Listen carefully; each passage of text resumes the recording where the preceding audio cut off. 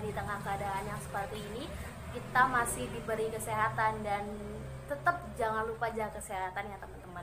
Nah, pada kesempatan kali ini saya akan mempresentasikan tentang toksikologi, dan yang mana meliputi definisi toksikologi, pendahuluan toksikologi, sejarah toksikologi, juga ruang lingkup toksikologi. Oh iya, ada satu lagi yaitu pembahasan jurnal.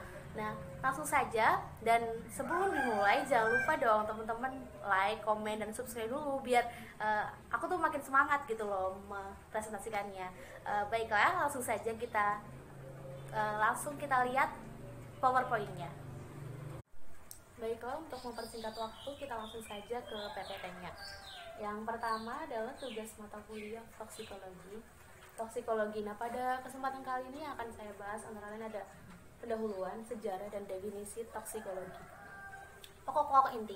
Nah, pada presentasi kali ini yang akan saya bahas dari pokok-pokok inti bahasannya adalah yang pertama, definisi toksikologi secara umum. Yang kedua, toksikologi menurut ahli. Yang ketiga, ruang lingkup toksikologi. Yang keempat, toksisitas dan klasifikasi bahan toksik. Yang kelima adalah pembahasan jurnal. Baiklah, toksikologi. Teman-teman tahu nggak toksikologi itu artinya apa? Toksikologi adalah berasal dari dua kata, yaitu toksik dan logos, yang merupakan studi mengenai perilaku dan efek yang merugikan dari suatu zat terhadap organisme atau makhluk hidup.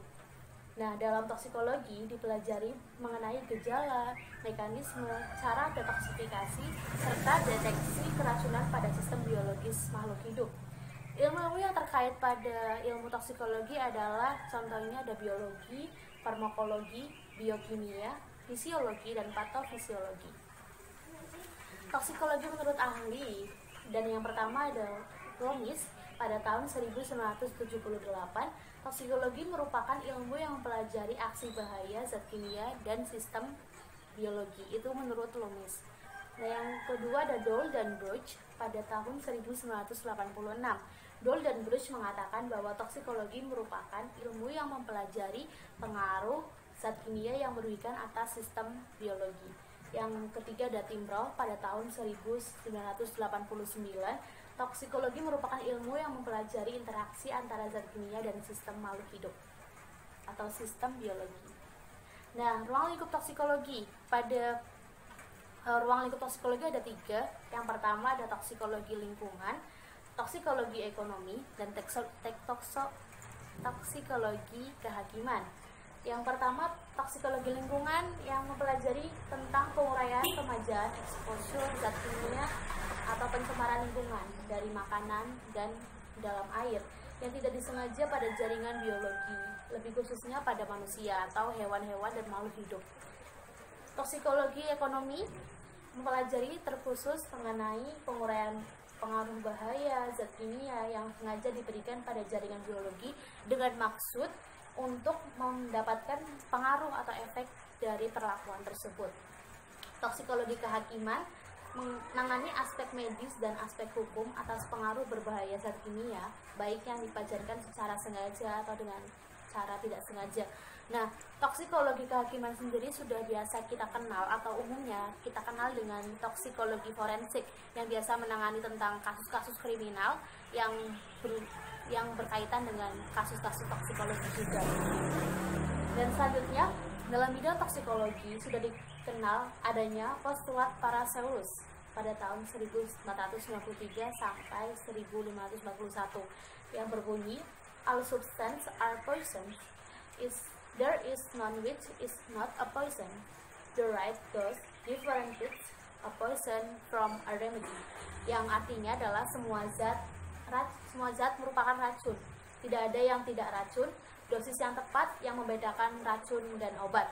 Jadi perbedaan antara obat dan racun bisa kita lihat dari dosisnya atau penggunaan dosisnya. Obat bisa menjadi racun jika dosisnya tidak sesuai.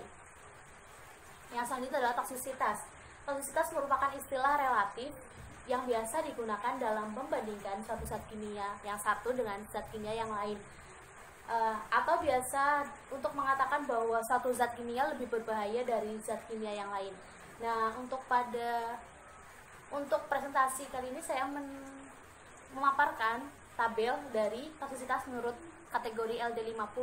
Ada super toksik dengan LD50 kurang dari 5 mg per kilogram, amat sangat toksik dengan LD50 5-50 mg per kilogram, sangat toksik dengan 50-500 mg per kilogram, toksik sedang 0,5 sampai 5 gram per kilogram, dan yang selanjutnya ada toksik ringan dan praktis tidak toksik dengan di bawah atau kurang dari 15 gram per kilogram. LD50 yaitu jumlah atau dosis efektif senyawa kimia yang mampu menyebabkan kematian pada 50% populasi hewan uji atau hewan uji coba yang terpapar dengan berbagai cara yang dinyatakan dengan satuan miligram per kilogram berat badan. Semakin tinggi LD50, maka semakin rendah efek toksisitasnya. Nah, selanjutnya adalah klasifikasi bahan toksik. Yang pertama dari sumbernya. Dari sumbernya bisa kita ketahui adalah toksik tanaman. Yang kedua toksik hewan, dan yang ketiga toksik lingkungan, contohnya pada air, tanah, dan udara. Yang kedua adalah dari senyawanya, senyawa dalam zatnya yaitu logam berat, yang kedua senyawa organik, dan yang ketiga racun gas. Dan selanjutnya adalah penggunaannya, yang pertama obat-obatan, yang kedua pestisida, yang ketiga pelarut organik, dan yang keempat logam berat. Selanjutnya adalah pembahasan jurnal. Nah, pada kesempatan kali ini jurnal yang saya bahas adalah tentang kontaminasi logam berat pada makanan dan dampaknya pada kesehatan. Nah, jurnal ini memiliki identitas yaitu volume 1 nomor 1 tahun 2014, dipost pada bulan Juni. Nah, untuk jurnal ini oleh Titin Agustina, mahasiswa Universitas Negeri Semarang atau UNES. Nah, pada jurnal tersebut dipaparkan bahwa pangan atau makanan merupakan fungsi yang sangat penting untuk manusia karena merupakan kebutuhan utama untuk menentukan kelangsungan hidup. Ya, itu sudah pasti. Makanan yang aman dan merupakan faktor yang penting untuk meningkatkan derajat kelangsungan hidup dan derajat kesehatan masyarakat. Nah, penyakit melalui makanan atau yang biasa disebut dengan foodborne disease dapat berasal dari berbagai sumber, yaitu organisme patogen termasuk bakteri, kapang, parasit, jamur, dan virus, atau bahan kimia seperti racun alami, logam berat, pestisida, hormon, antibiotik, dan bahan berbahaya. Manusia dapat terkontaminasi logam berbahaya melalui makanan 65%, air 20%, dan maupun udara 15%. Selanjutnya, nah, logam-logam berat yang dapat membahayakan kesehatan. Ada timbal, yang pertama ada timbal atau PB, yang kedua ada merkuri atau Hg, yang ketiga ada arsenik atau As, yang selanjutnya adalah kadmium atau biasa kita sebut CD. Nah, untuk timbal adalah sejenis logam yang lunak dan berwarna coklat kehitaman serta mudah dimurnikan dari hasil tambang atau hasil dari proses pertambangan. Selanjutnya adalah merkuri atau Hg atau air raksa adalah logam yang ada secara alami, merupakan satu-satunya logam yang pada suhu kamar purific cair. Nah, selanjutnya adalah arsenik atau As. Arsenik adalah satu unsur paling beracun yang dijumpai dalam tanah, udara, juga air. Secara alami, arsenik dihasilkan dari letusan gunung vulkanik yang dapat melepaskan sekitar 3.000 ton setiap tahun. Kadmium ditemukan di kulit bumi ataupun hasil letusan gunung vulkanik. Selain itu, kadmium dihasilkan dari berbagai aktivitas manusia. Nah, selanjutnya adalah kadmium ya. Kadmium dapat dihasilkan dari aktivitas manusia baik disengaja maupun tidak disengaja. Contohnya adalah penggunaan bahan bakar, kebakaran hutan, limbah industri maupun penggunaan pupuk dan pestisida. Selanjutnya adalah sumber kontaminasi. Daya toksisitas logam dipengaruhi oleh beberapa faktor, yaitu logam yang termakan, lamanya konsumsi, umur, spesies, jenis kelamin, kebiasaan makan makanan tertentu, kondisi fisik, dan kemampuan jaringan tubuh untuk mengakumulasi logam atau mencerna logam dalam tubuh. Logam berat masuk ke dalam tubuh manusia biasa melalui mulut, biasa tertelan lewat makanan atau dari sisa-sisa alat masak, atau yang misalkan kita memasak tapi alat masaknya tidak bersih sehingga logam-logamnya tuh masih tersisa dalam makanan. Kontaminasi makanan juga dapat terjadi lewat dari tanaman pangan, contohnya kayak penggunaan pestisida pada panganan, pada produk pangan yang Selanjutnya ketika kita mau mengonsumsinya, kita tidak mencuci dengan bersih, seperti itu. Selanjutnya adalah dampak kesehatan, dampak logam berat bagi kesehatan manusia. Yang pertama adalah dampak kontaminasi timbal atau PB. Gejala yang timbul berupa mual, muntah, sakit perut hebat, kelainan fungsi otak, dan penurunan fertilitas pada laki-laki, gangguan sistem saraf, kerusakan ginjal, bahkan kematian jika terjadi dalam waktu sampai 2 hari.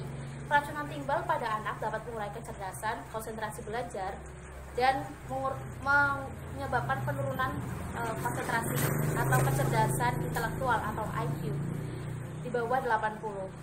Nah, kelainan fungsi otak terjadi karena timbal secara kompetitif menghentikan peranan mineral-mineral utama seperti seng, tembaga, dan besi untuk mengatur fungsi sistem saraf pusat. Jadi arsen itu atau timbal itu ketika kita masuk dalam tubuh akan mengalahkan atau menghentikan zat-zat bergizi yang lain, sehingga zat bergizi itu tidak masuk ke dalam tubuh. Jadi kita tidak mendapatkan efek positif dari zat-zat gizi yang sudah kita makan karena kita mengonsumsi arsen. Yang kedua adalah dampak kontaminasi merkuri atau Hg, gangguan sistem saraf, kerusakan fungsi otak, kerusakan DNA dan kromosom, reaksi alergi, menghasilkan ruang kulit, kelelahan, dan sakit kepala adalah efek negatif dari merkuri. Contoh lainnya adalah seperti efek negatif reproduksi, seperti kerusakan sperma, kesakitan pada bayi, dan keguguran. Kerusakan fungsi otak dapat menyebabkan penurunan kemampuan belajar, perubahan personality, tremor, gemetaran, gangguan penglihatan, dan gangguan koordinasi otot atau kehilangan memori. Sangat berbahaya sekali ya logam berat ketika masuk ke dalam tubuh manusia. Selanjutnya adalah dampak kontaminasi dari arsenik atau arsen. Iritasi usus dan lambung, penurunan produktivitas sel darah putih dan darah merah, perubahan kulit, dan iritasi paru-paru. Disebut juga arsenik memberikan kesempatan kanker berkembang biak lebih cepat, terutama perkembangan kanker kulit, kanker paru-paru, kanker liver, dan kanker limpa.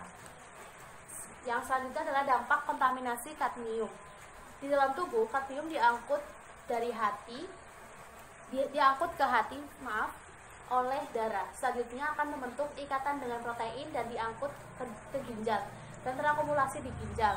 Nah, jika terkontaminasi akan kadmium dapat mengganggu fungsi ginjal dan kerusakan ginjal. Dampak lainnya adalah diare, sakit perut, dan muntah-muntah, keretakan tulang, kegagalan reproduksi, bahkan ketidaksuburan atau infertilitas, kerusakan sistem saraf pusat, kerusakan sistem imunitas, juga gangguan psikologis, dan kerusakan DNA atau kanker. Nah, selanjutnya adalah kesimpulan. Nah, ada beberapa unsur logam yang termasuk elemen mikro, merupakan kelompok logam berat yang tidak mempunyai fungsi biologis sama sekali. Nah, dapat menyebabkan keracunan dan juga berbahaya. Contohnya adalah tadi timbal atau PB, merkuri, arsen, dan kadmium. Pencemaran logam berat terhadap lingkungan merupakan suatu proses yang erat hubungannya dengan penggunaan logam tersebut oleh manusia.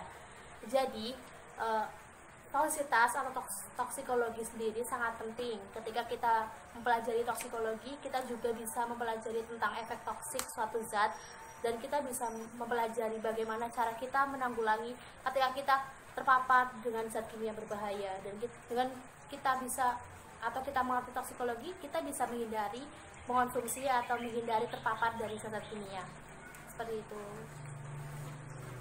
Baiklah, mungkin itu saja yang bisa saya sampaikan dengan memaparkan materi tentang toksikologi. Semoga apa yang saya sampaikan bisa sedikit atau banyaknya membantu teman-teman dengan mengetahui apa sih itu toksikologi, ruang lingkupnya, sejarahnya, juga bagaimana kita bisa mengenali orang-orang yang terkena keracunan atau tanda-tanda ketika kita mengalami keracunan.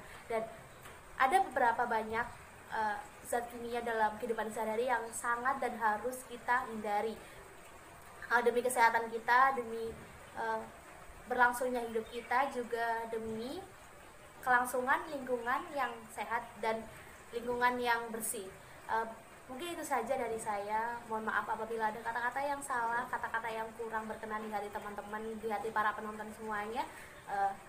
Wassalamualaikum warahmatullahi wabarakatuh. Terima kasih sudah menonton. Jangan lupa like, komen, dan subscribe.